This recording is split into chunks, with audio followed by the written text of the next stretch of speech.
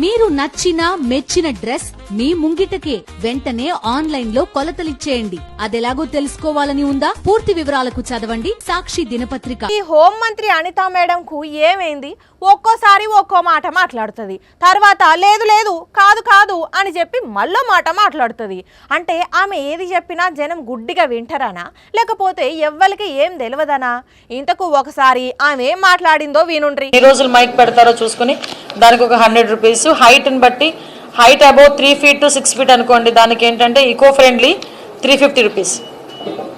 అలాంటివి మనకి height above 6 feet అయితే 700 రూపీస్ పర్ డే. అలా ఒక ఫీజ్ స్ట్రక్చర్స్ ఉన్నాయి. విన్నారు కదా ఆంధ్రప్రదేశ్ హోంమంత్రి అనితా మేడం గారి మాటలు. వినాయకుని విగ్రహం పెట్టాలంటే మైకుకు డబ్బులు, విగ్రహం ఎత్తును బట్టి డబ్బులు కట్టి ఎన్ఓసి తీసుకొచ్చుకోవాలన్నట. ఇక మేడం ఇంత మంచిగా అర్థమయ్యేటట్టు చెప్పేసరికి జనాలు తిరగబడి ఇదేం వసూలు, సంపద ఈ రకంగా సృష్టిద్దాం అనుకుంటున్నారా ఏంది వీళ్ళు అని కోపం చేసి శవాల మీద పేలాలు చల్లాలంటే కూడా పైసలు వసూలు చేస్తారు కావచ్చు అనుకుంటూ కామెంట్లతోని కడిగి పడేసిండ్రు.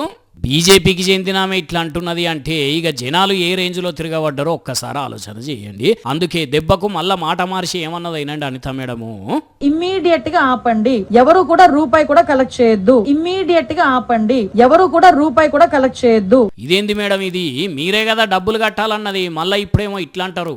10 రోజుల క్రితమే గౌరవ సీఎం గారు అందరికీ కూడా ఇన్స్ట్రక్షన్స్ ఇవ్వడం జరిగింది. ఈ రోజుకి కూడా కనీసం మైక్ పర్మిషన్ కి కూడా మేము ఎవరం కూడా డబ్బులు తీసుకోవట్లేదు. మరి సీఎం గారు అంత మంచిగా ఇన్స్ట్రక్షన్ ఇస్తే మీరేంది మేడం అట్లా డబ్బులు కట్టాలని చెప్పిండ్రు? అలివి తక్కువతనం ఇట్లనే ఉన్నట్టున్నది కథ.